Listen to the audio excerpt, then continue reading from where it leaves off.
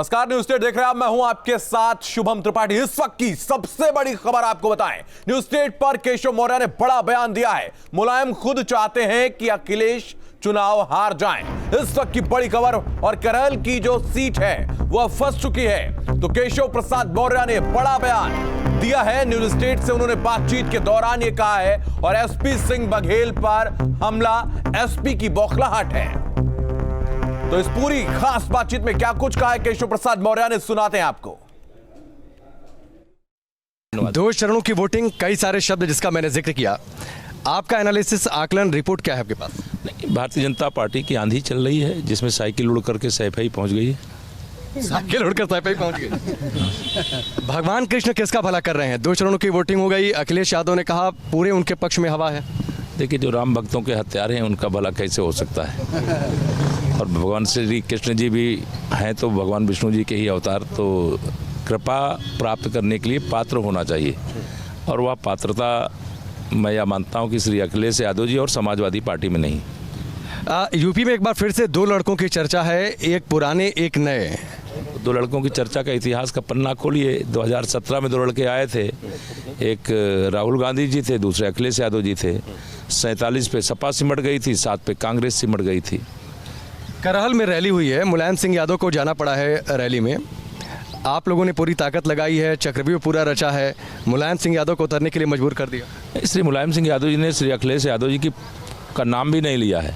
वो स्वयं भी चाहते हैं कि जिन्होंने उन समाजवादी पार्टी के अध्यक्ष की कुर्सी उनसे छीनी है वो हार जाएं। वो भी, उनके पिताजी भी चाहते हैं अखिलेश यादव जी हार जाएं, चाचा शिवपाल जी भी चाहते हैं अखिलेश यादव जी हार जाएं, और वहाँ की जनता तो चाहती ही हार जाएं।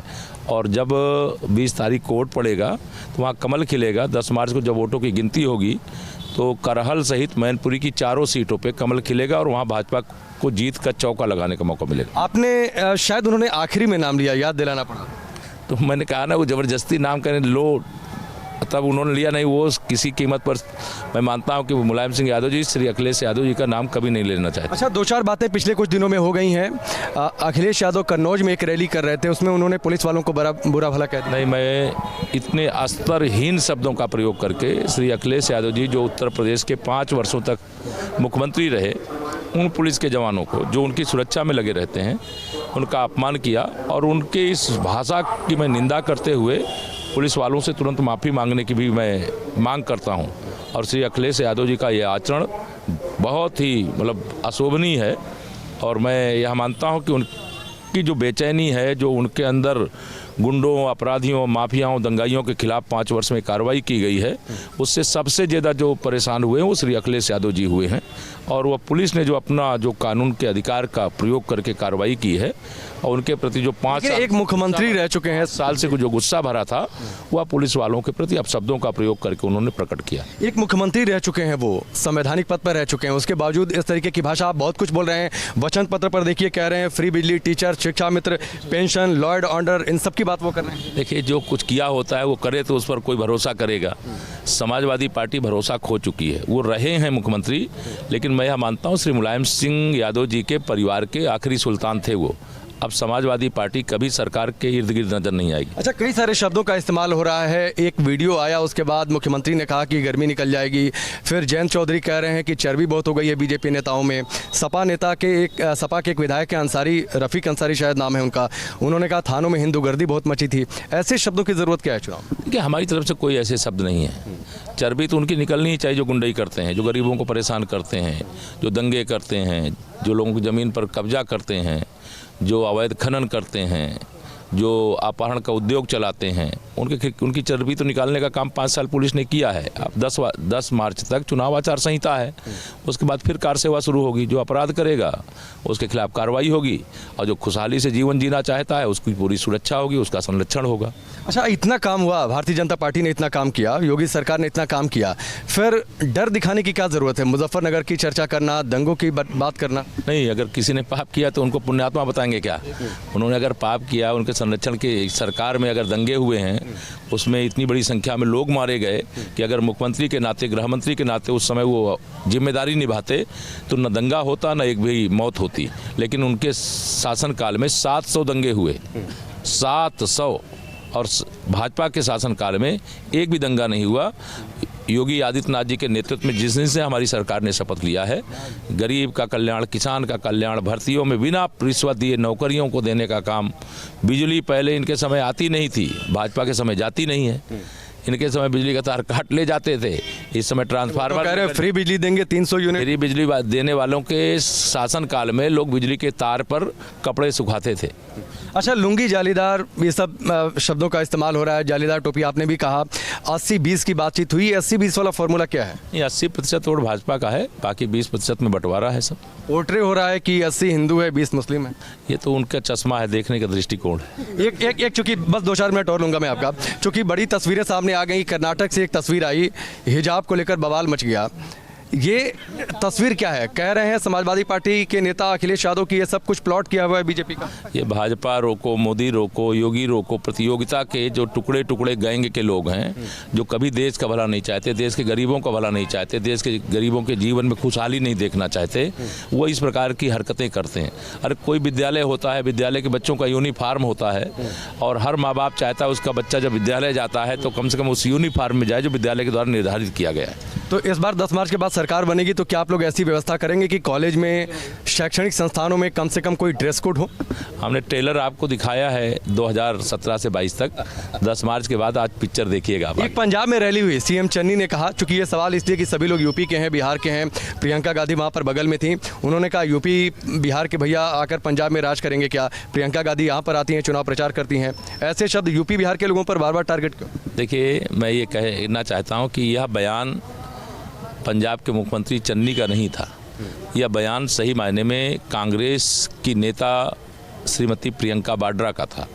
अगर उनकी उपस्थिति में कोई यूपी के लोगों को, बिहार के लोगों को गाली दे, जो यूपी बिहार और देश का हर बच्चा मतलब मेरा एक भारत है, एक श्रेष्ठ भारत है, हम भारत को एकता अखंडता के सूत्र में बांधने की बात करते हैं और वह अलग अलग करने की बात करते हैं, तो इस प्रकार के बयान का अगर कोई दोषी है तो उनके मुख्यमंत्री तो हैं ही। मैं कांग्रेस पूरी पार्टी को दोषी मानता हूँ। बीजेपी की रणनीति क्या है? धर्म विकास का कॉकटेल या फिर धर्म और विकास को अलग अलग करके देखिए? धर्म एक अपनी व्यक्तिगत आस्था का विषय होता है और विकास शासन में आने के बाद हमारी जिम्मेदारी होती है और जिम्मेदारी उसको हमने निभाया है। और गरीबों को तमाम सुविधाएं जो 60 वर्षों में कांग्रेस नहीं की, और जो गांव-गांव का विकास जो 15 वर्षों में सपा बसपा की बारी बारी से सरकार के बाद भी नहीं हुआ, वह काम हमारी सरकार में 5 साल के अंदर हुआ। जब 1.5 साल, पौने 2 साल कोरोना के कारण से हम बहुत सारे काम करना चाहते थे, नहीं कर पाए थे। एक सवाल हमने स्वामी प्रसाद मौर्य से पूछा था करीब 15-20 दिन पहले इंटरव्यू में कि आप पिछड़ों की बात कर रहे हैं, दलितों की बात कर रहे हैं, इनकी उपेक्षा कहकर आपने पार्टी छोड़ दी। केशव प्रसाद मौर्य वहाँ पर हैं, वो भी तो मौर्य समाज की तरफदारी कर रहे हैं। उन्होंने कहा वो आरएसएस के रटुए होते हैं। देखिए, अब उनके बयान पे मुझे बयान नहीं देना है, लेकिन मैं इसलिए ये सवाल आपसे पूछा क्योंकि इसके बाद इंटरव्यू छोड़कर भाग गए। मैं राष्ट्रीय स्वयंसेवक संघ का स्वयंसेवक हूँ, इसका मुझे गर्व है और मैं स्वयंसेवक होने के नाते ही देश और समाज की सेवा करने का इतना बड़ा दायित्व तो आज निर्वाह कर रहा हूँ। जो गए हैं, मैं आपको एडवांस में बता दे रहा हूँ, आज तारीख कौन सी है? 18 तारीख है। 10 मार्च को जब ईवीएम मशीन खुलेगी, आप देखना भाजपा में आकर के लोग बड़े जरूर हो जाते हैं, लेकिन जाने वाले विधानसभा का मुंह नहीं देख। वो और यूपी राजभर कह रहे हैं कि बनारस से किसी को जीतने नहीं देंगे बीजेपी को। ये तो अखिलेश यादव जी, राहुल गांधी जी और ये सारे जिनका नाम ले रहे हैं, मैं तो उनका नाम भी नहीं लेता हूँ। ये इतना कॉन्फिडेंस है, यूपी में 37 साल से कोई सीएम रिपीट नहीं हुआ, नोएडा कोई नहीं जाता था, मुख्यमंत्री योगी आदित्यनाथ कई बार नोएडा गए। ये कॉन्फिडेंस की वजह क्या है और आपको लगता है कि सीएम योगी रिपीट होंगे, सारे रिकॉर्ड टूटेंगे? ये यूपी का इतिहास आप देखिए ना, 2014 में हमारे 73 सांसद जीते, 2017 का विधानसभा चुनाव हुआ तो उसमें हमारे 325 विधायक जीते, 2 चुनाव जीते, तीसरा चुनाव लोकसभा का फिर 2019 में हुआ तो हमारे 64 सांसद जीते। तो ये तो जो हारने वाला होता है तो एक चुनाव के बाद दूसरा हार जाता है, तो हम 3 जीत चुके हैं। चौथा चुनाव जो आ रहा है 2022 का, 300 से ज्यादा सीटें जीतेंगे। अखिलेश यादव ने 1-2 दिन पहले ट्वीट किया था कि बाहर से भीड़ बुलाई जा रही है रैलियों में। इसमें पता करिए कोई बाहर का है क्या? एक चीज और, नई सरकार अखिलेश यादव कह रहे हैं कि 300 से ज्यादा आपका आकलन क्या है, कितनी सीटें आ रही हैं? नहीं, 300 से अधिक सीटें निश्चित तौर से आ रही है। समाजवादी पार्टी का सुपड़ा साफ हो चुका है। कांग्रेस वालों के पास फोटो खिंचवाने वाले भी नहीं मिल रहे हैं। हमारे आजमगढ़ से पहले चर्चा थी अखिलेश यादव की, आजमगढ़ से नहीं लड़े, करहल में चले गए। अब वो फंस गए। हमने अगर प्रोफेसर एसपी सिंह बघेल जी का पहले पर्चा दाखिल करवा दिया, हमला भी हो गया था उन पर। नहीं, वो तो देखिए बौखलाहट है। समाजवादी पार्टी के पालतू गुंडे हैं। उन्होंने वहाँ पर हमला केवल प्रोफेसर एसपी सिंह बघेल जी के ऊपर ही नहीं किया है। 2 दिन पहले एटा में पत्रकारों पर भी हमला किया था। उसके 2 दिन पहले राज्यसभा की सांसद गीता साक्य जी हैं भाजपा की, उनके भी करहल जाने पर हमला किया। मैं जिस दिन गया तो वहाँ कम से कम 20,000 की जनसभा थी और उस जनसभा को देख करके स्पष्ट था कि श्री अखिलेश यादव जी चुनाव हार चुके हैं। अब वो मुलायम सिंह यादव जी को लेकर के गए, लेकिन मुलायम सिंह यादव जी ने उनका परिवार को एकजुट दिखाने की कोशिश, शिवपाल यादव भी बस से हाथ हिलाते हुए दिखाई दिए। शिवपाल यादव जी का चेहरा देखिए, उससे समझ में आपको आएगा कि उनको किस प्रकार से सम्मान दिया है, किस प्रकार से उनका अनादर किया। मेरा उनके परिवार का मामला, उससे मेरा लेना देना नहीं। लेकिन श्री अखिलेश यादव जी करहल से चुनाव हार रहे हैं। नई सरकार में शुभकामनाएं आपको, लेकिन मुख्यमंत्री योगी आदित्यनाथ रिपीट होंगे, आपकी भूमिका क्या होगी नई सरकार? ये भारतीय जनता पार्टी का नेतृत्व तय करता है और आदरणीय योगी जी के नेतृत्व में हम लोग शानदार जानदार काम किए हैं और पूरा प्रदेश बम बम बोल रहा है। सिराथू के बुलडोजर चल रहा है। सिराथू तो मैं यहाँ प्रत्याशी कागज वाला हूँ, प्रत्याशी यहाँ सिराथू की जनता है।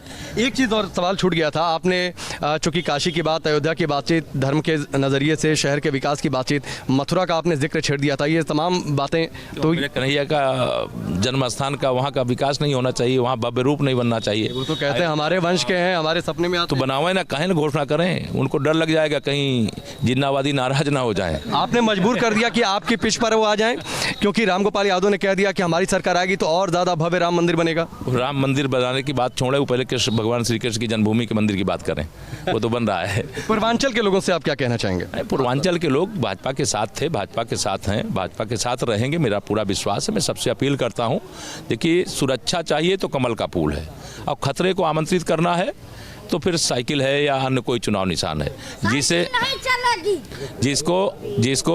जिसको देखिए श्रीमती सोनिया गांधी जी के बेटा बेटी से प्यार होगा, वो हाथ के पंजे को ओढ़ देंगे। जिनको मुलायम सिंह यादव जी के बेटे से प्यार होगा, वो साइकिल को ओढ़ देंगे, और जिनको अपने बेटा बेटी से प्यार होगा, उनकी सुरक्षा की चिंता होगी, तो कमल के फूल पर ओढ़ देंगे। ठीक है, बहुत बहुत शुक्रिया केशव प्रसाद मौर्य जी हमसे बातचीत करने के लिए।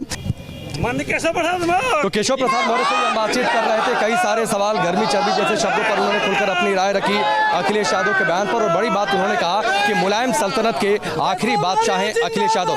10 मार्च को नतीजे आएंगे, तब पता चलेगा आखिरकार किसके दावे में कितना दम।